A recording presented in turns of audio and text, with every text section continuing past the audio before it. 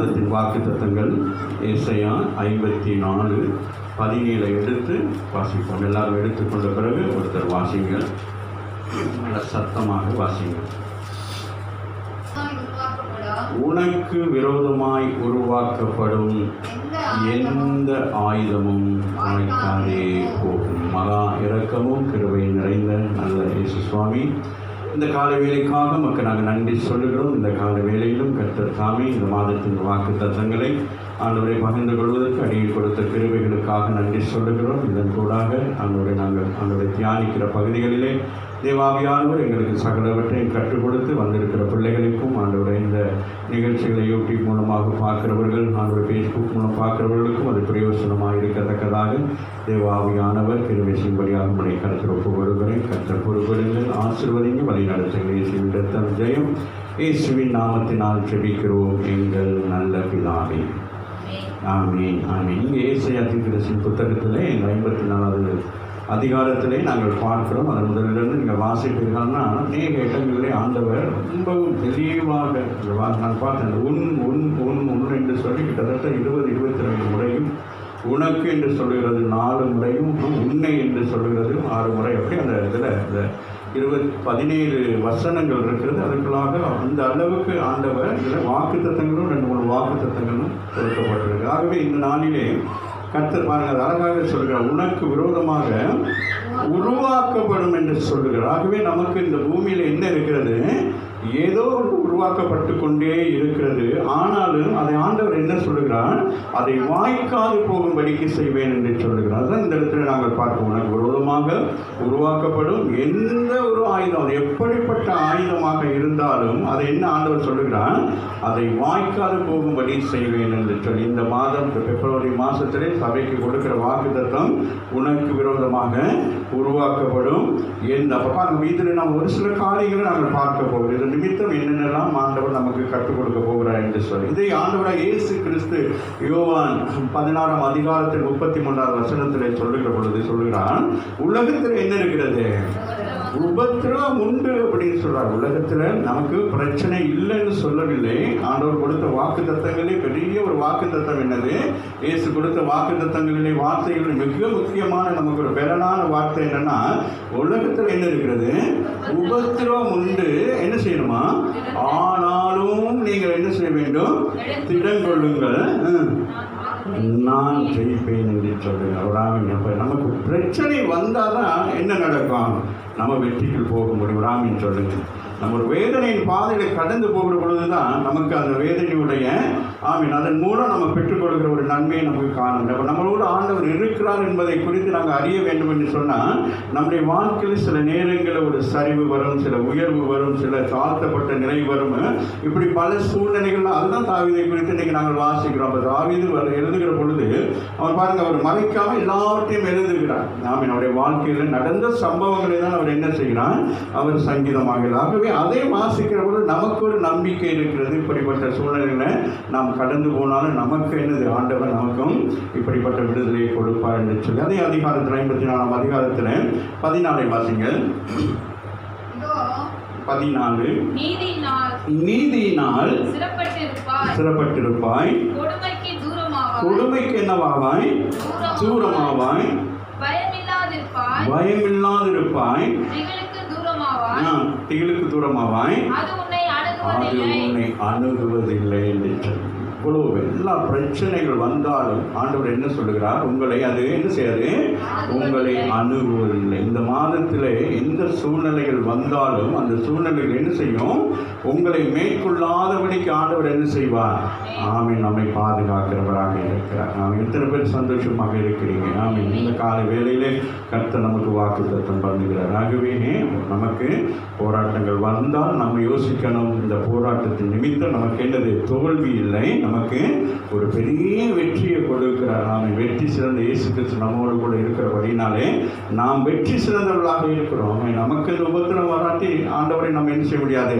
சாட்சியாக நம்ம சொல்ல முடியாது. அப்போ நம்முடைய ஒவ்வொருத்தருடைய வாழ்க்கையில் நடக்கிற சம்பவம் தான் ஆண்டவருடைய நாமத்தை மற்றவர்களுக்கு பறைசாற்றுகிறதாக இருக்கிறது. நம்முடைய வாழ்க்கையில் நடக்கிற ஒரு சம்பவங்களை சொல்லுகிற போது தான் அவர் இந்த உலகத்தில் உயிரோடு இருக்கிறார் என்பதற்கு அது ஒரு பெரிய சாட்சியாக இருக்குது. இது குறித்து ஒரு சில காரியங்களை நாங்கள் பார்ப்போம். என்னோடு எடுத்துக்கொள்ளுங்கள். எஸ்தர் 3ஆம் அதிகாரத்தை எடுத்துக்கொள்ளுங்கள்.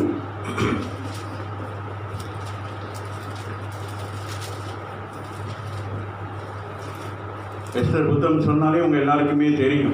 நாங்கள் ஒரு பெரிய ஒரு உபவாசத்தை குறித்து பார்க்குறோம், அந்த யூதர்களுக்கு வந்த பிரச்சனையை குறித்து பார்க்கிறோம். ஆகவே இன்றைக்கு நாங்கள் அதில் ஒரு சில காரியத்தை நாங்கள் இந்த கால வேளையை பார்த்து நாங்கள் முடிக்க போகிறோம். வாசிப்போம்.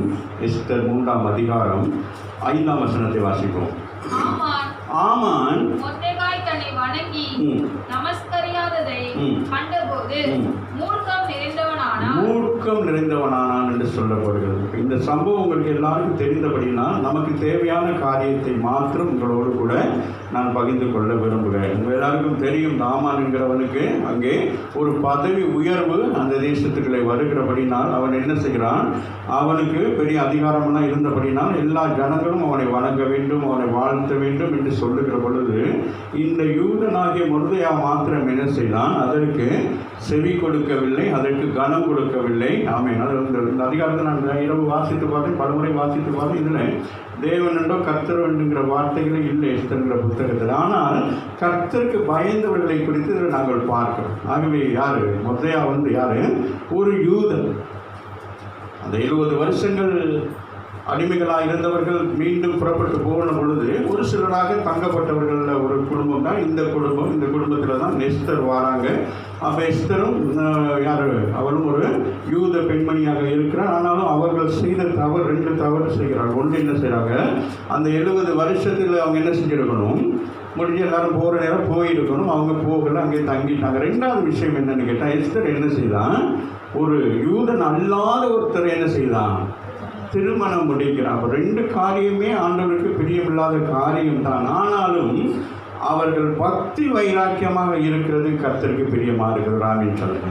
நம்முடைய ஜீவியத்திலும் சில நேரங்களில் நாம் இருக்கிற சூழ்நிலைகள் எப்படிப்பட்ட சூழ்நிலைகளாக இருந்தாலும் அந்த சூழ்நிலையில் நாம் எப்படி இருக்க வேண்டும், நாம் வைராக்கியமாக இருக்க வேண்டும். ஆமென். நாம் வேறு பிரிக்கப்பட்டவர்கள் என்பதை நாம் உணர்ந்து கொள்ள வேண்டும். அதுதான் இந்த பாருங்க, அந்நிய தேசத்தில் இருக்கிறாங்க. அப்போ எல்லாருக்கும் ஒரு சட்டம் வந்திருக்கிறது. ஆனால் அந்த சட்டத்தை இவன் என்ன செய்கிறான், ஆமென், அந்த உலக சட்டத்துக்கு அவன் என்ன செய்யலை, மதிப்பு கொடுக்காதபடிக்கு தேவ சட்டத்துக்கு அவன் மதிப்பு கொடுக்கிறவனாக இருக்கிறான். ஆமென். இந்த காலை வேளையில் வந்திருக்கிற நீங்களும் நானும், ஆமென், உலகத்தின் உள்ளே நம்ம இருக்கிறோம். ஆமென். அரசாங்கத்தில் இருக்கிற சட்டங்களுக்கு நம்ம கீழ்ப்படிய வேண்டும், நம் தொழில் செய்கிறவர்களுக்கு கீழ்ப்படிய வேண்டும். ஆனால் எல்லா விஷயங்களுக்கும் நாம் என்ன செய்து போகக்கூடாது, நாம் கீழ்ப்படிந்து போகக்கூடாது. அதில் நம்ம மிகவும் கவனமாக இருக்கணும். ஆகவே இந்த இடத்துல பார்க்குற நேரம் அந்த ஆமானுக்கு இவனை குறித்து ஒரு பெரிய ஒரு யோசனை வந்துட்டு, இவன் என்னடா எல்லாரும் இது பண்ணுற நேரம் இவன் அப்படியே இருக்கிறானே அப்படின்னு சொல்லி தான் பாருங்க. இந்த வசனம் என்ன சொல்லுது பாருங்களேன். ஆமான்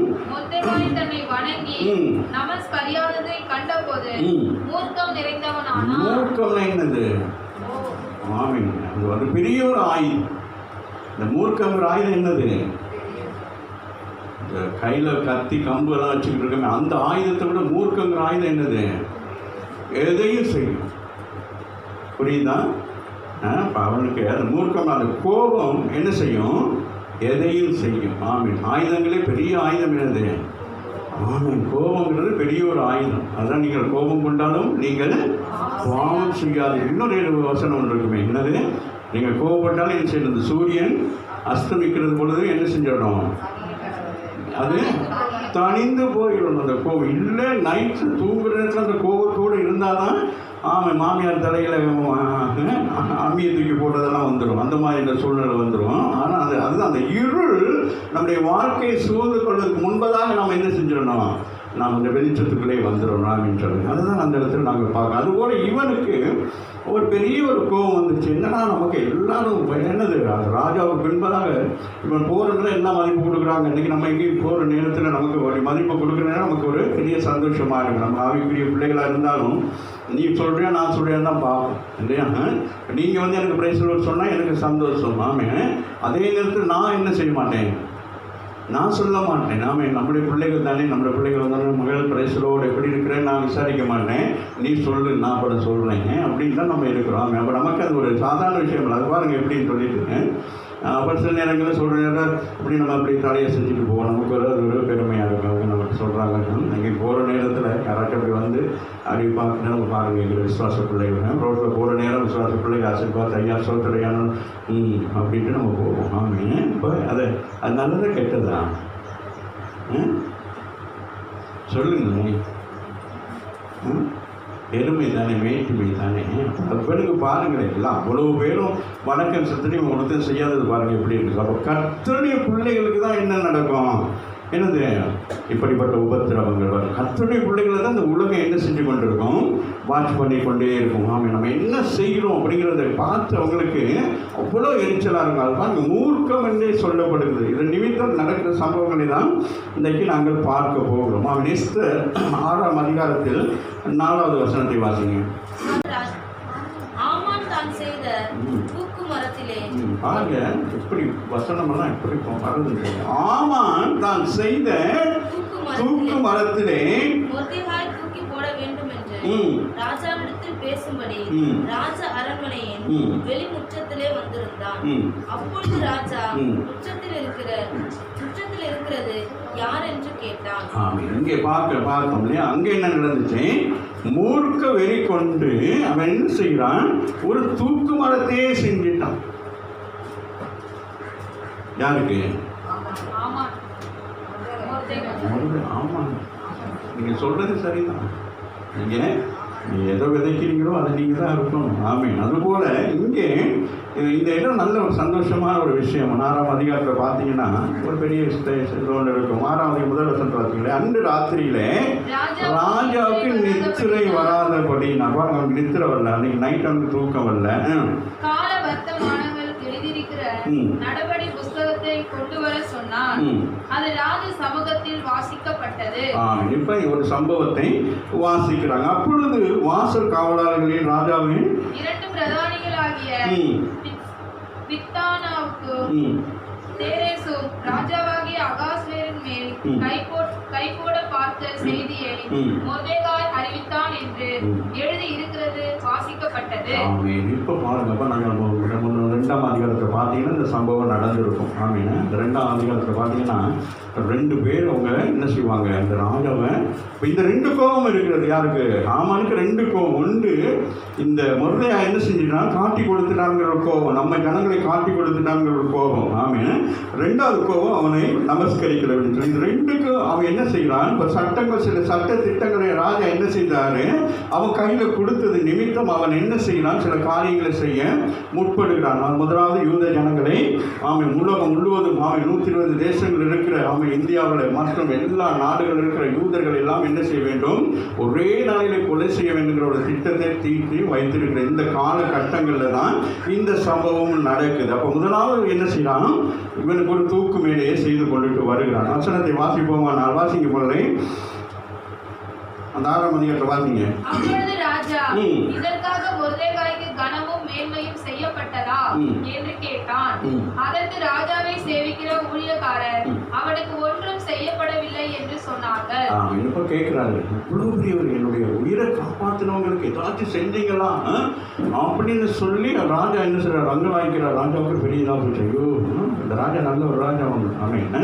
அவன் இந்த ராஜாவுக்கு ஒரு இது உண்டாயிட்டு, இதை ஏதாச்சும் செய்யணும். இந்த நேரத்தில் இந்த கேப்ல தான் என்ன செய்யறாரு, அவர் என்ன செய்யறாரு, தூக்கு மரத்தை செஞ்சு ரெடி பண்ணி வீட்டில் வச்சுட்டு இவரை நமஸ்கரிக்கணுங்கிறதுக்காக என்ன சொல்ற, ராஜாவை நமஸ்கரிக்காமல் இருந்தால் கூட பரவாயில்ல, அதுக்காக ஒரு காரியத்தை. ஆனால் இவன் என்ன செய்யலாம், தன்னை ஒருத்தன் மேன்மைப்படுத்தவில்லை, தன்னை ஒருத்தன் பாருங்க, அது எவ்வளோ பெரிய பயங்கரமான செஞ்சு கொண்டு வந்து வச்சிருக்கான். ஆமான் தான் செய்த தூக்கு மரத்திலே மொர்தெகாயை தூக்கப்பட வேண்டும் என்று ராஜாவிடத்தில் பேசும்படி ராஜா அரண்மனையிலே வெளிமுற்றத்திலே வந்திருந்தான். அப்பொழுது ஏன்னா அங்கே ஒரு பெரிய ஒரு விஷயம் ஒன்று நடக்குது இல்லையா, அங்கே என்ன நடக்குது, ராஜ சமூகத்தில் ஒரு பாட்டி நடக்குது.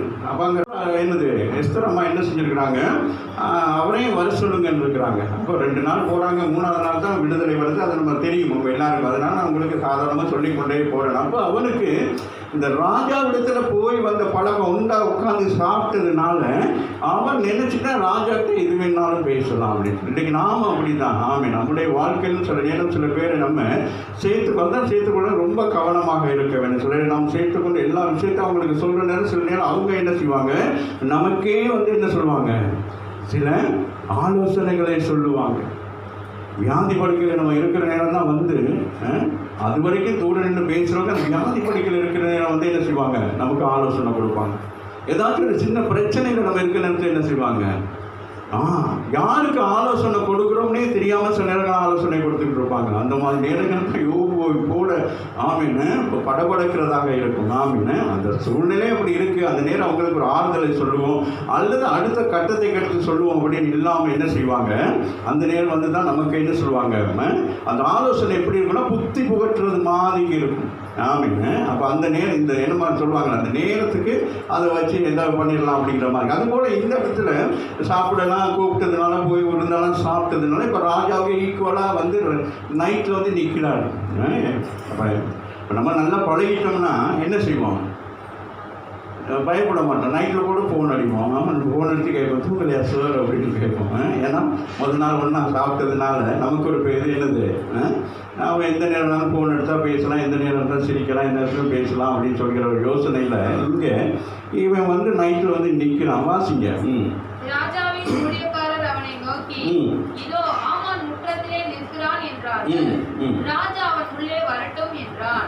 இப்போ நின்றுட்டு இருக்கிறார். அப்படி சையை காட்டிக்கிட்டே இருக்கிறாரு. அப்போ சையை காட்டிக்கிட்டு டக்கு ராஜா கண்டுட்டார். அவரை தூங்காமல் இருந்தாலும் கண்டுட்டு யார் இங்கே வந்திருக்கிறது அப்படின்னு கேட்குறாரு. கேட்டோன்னு சொல்கிறாங்க, இந்த மாதிரி ஆமான் வந்திருக்கிறார் அப்படின்னோன்னு. வாசிங்க மகள். அடுத்து என்னது, ஆமான் உள்ளே வந்தபோது ராஜா அவனை நோக்கி, ராஜா கனம் பண்ண விரும்புகிற மனுஷனுக்கு என்ன செய்யப்பட வேண்டும் என்று கேட்டான். அதற்கு ஆமான், என்னையன்றி யாரை ராஜா கனம் பண்ண விரும்புவார் என்று தன் மனதிலே நினைத்து விருந்துக்கு போனதுனால இப்போ இவனுக்கு ஒரு சந்தோஷமா. இப்போ நம்ம யாரா இருக்கிறோம், ராஜாவுக்கு ஈக்குவலாக இருக்கிறோம். அதனால ராஜா என்ன செய்ய போறாரு, நம்மளை தவிர வேறு யாருக்கு செய்ய போறார் அப்படின்னு சொல்லிட்டு இவன் அவன் தனக்கு தானே செய்ய போறான்னு சொல்லிட்டு ஒரு சில காரியங்களை சொல்றான். வாசிங்க. ராஜாவை நோக்கி, ராஜா கனம் பண்ண விரும்புகிற மனுஷனுக்கு என்ன செய்ய வேண்டியது என்னவென்றால், ராஜா உடுத்திக் கொள்கிற ராஜ வஸ்திரமோ, ராஜா ஏறுகிற குதிரையோ, அவர் சிரசிலே தரிக்கப்படும் ராஜ முடியோ கொண்டு வரப்பட வேண்டும். இப்ப என்ன நினைக்கிறான், நினைக்கிறான். இன்னைக்கு என்னது, இன்னைக்கு ஒரு வேலை அப்படி அவனுடைய திட்டம் என்ன பயங்கரமான ஒருத்தன். ஒரு வேலை இவனுக்கு அப்படிப்பட்ட ஒரு பதவி, இவனுக்கு ஒரு பெரிய இப்படி ஒரு பாராட்டு நடந்திருந்தாலும் என்ன செஞ்சிருப்பான்னு நினைக்கிறீங்க?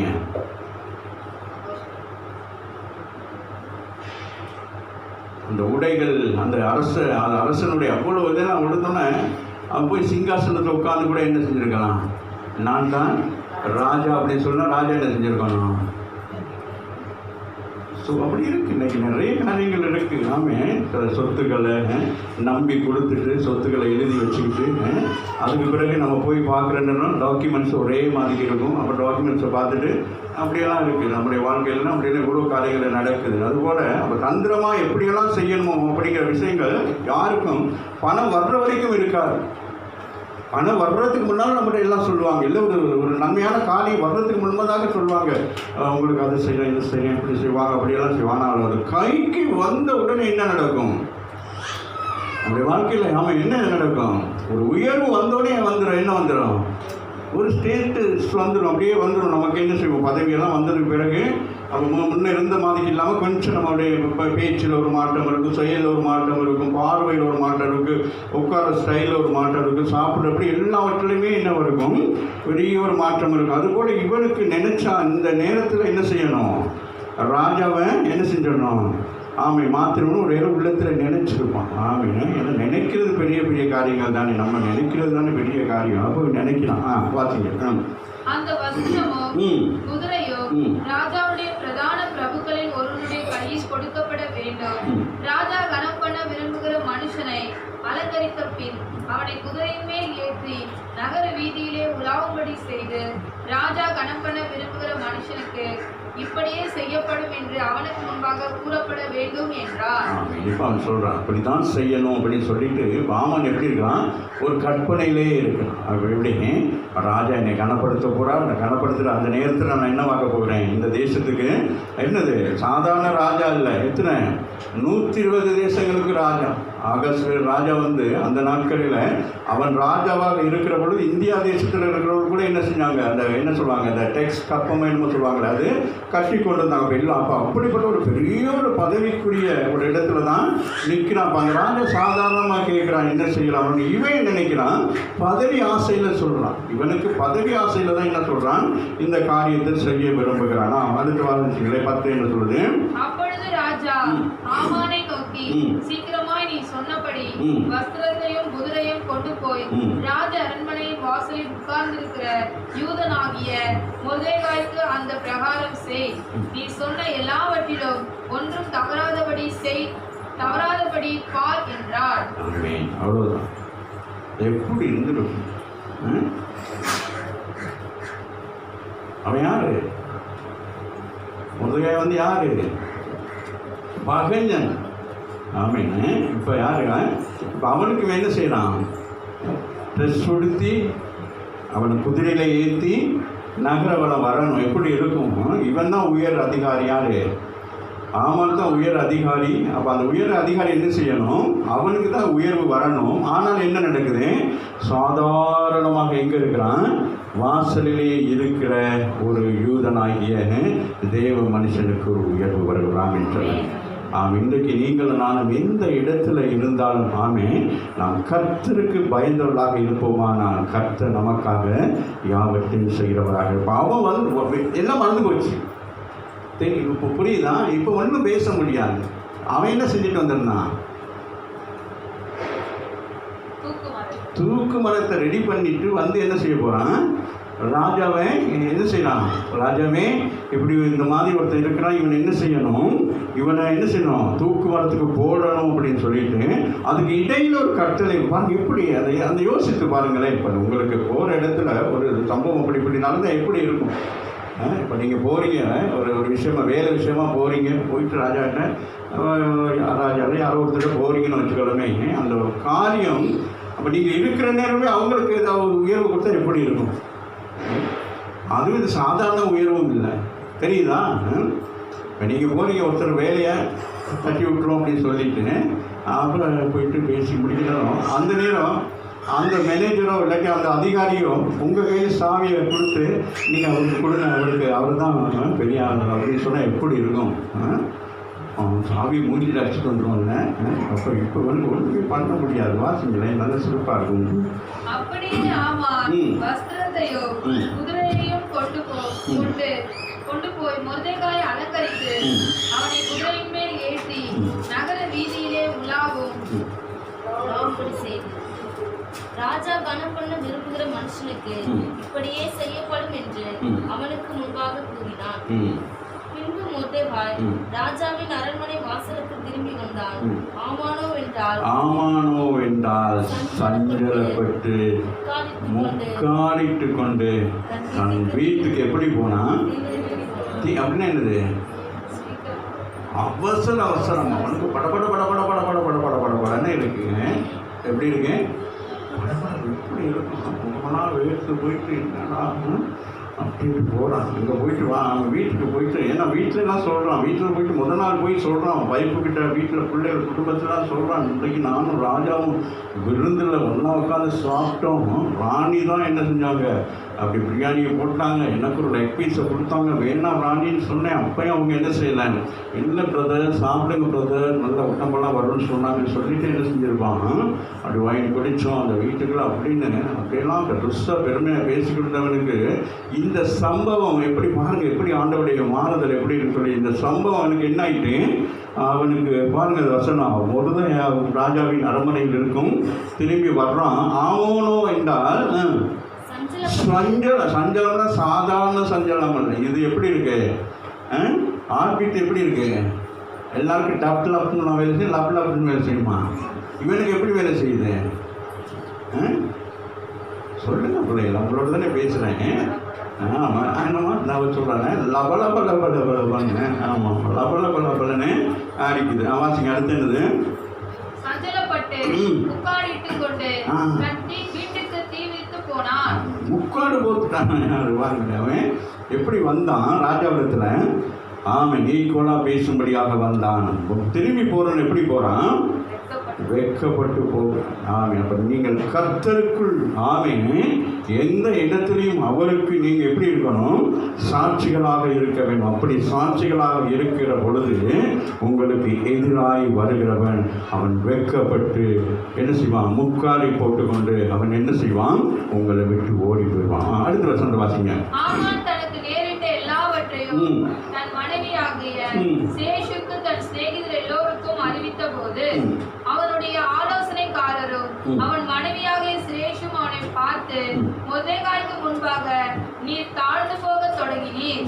அவன் யூத குலமானால் நீர் அவனை மேற்கொள்ளாமல் அவனுக்கு முன்பாக தாழ்ந்து போவது நிச்சயம் என்றார்கள். என்ன விளங்குது?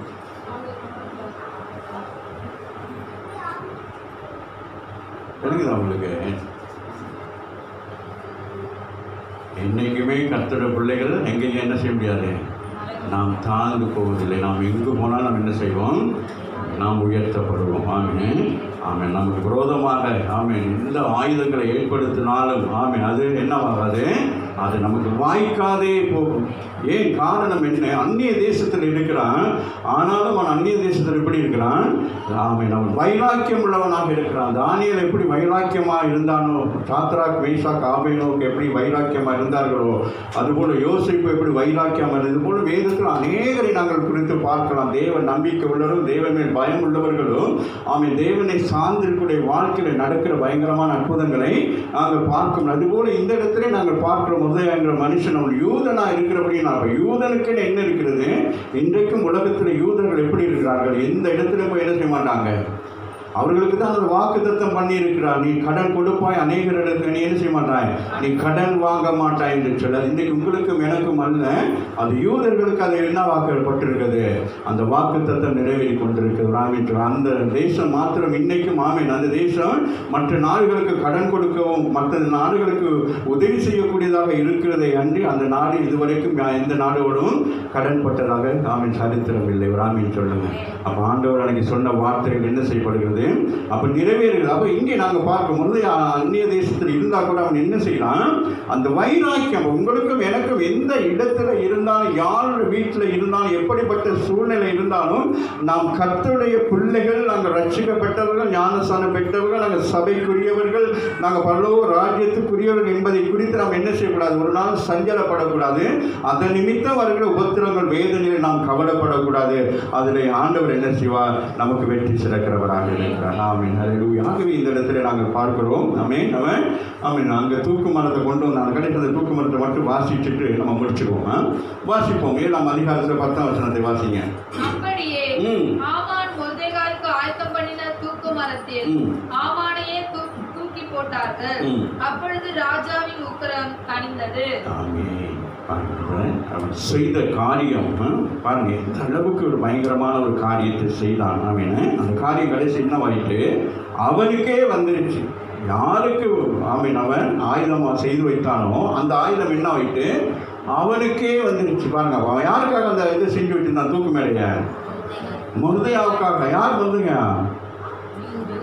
யூதன். ரெண்டாவது யாரு? தேவனுடைய மனுஷன், தேவனை மாத்திரம் ஆராதிக்கிறவன், கர்த்தரை மாத்திரம் ஆராதிக்கிற பிள்ளைகளுக்கு தான் இந்த வாக்குத்தத்தத்தை கர்த்தர் சொல்றார். உனக்கு விரோதமாக உருவாக்கப்படும், எல்லாம் உருவாக்கப்படும். ஆமென். ஆனாலும் அது என்ன நடக்கும்?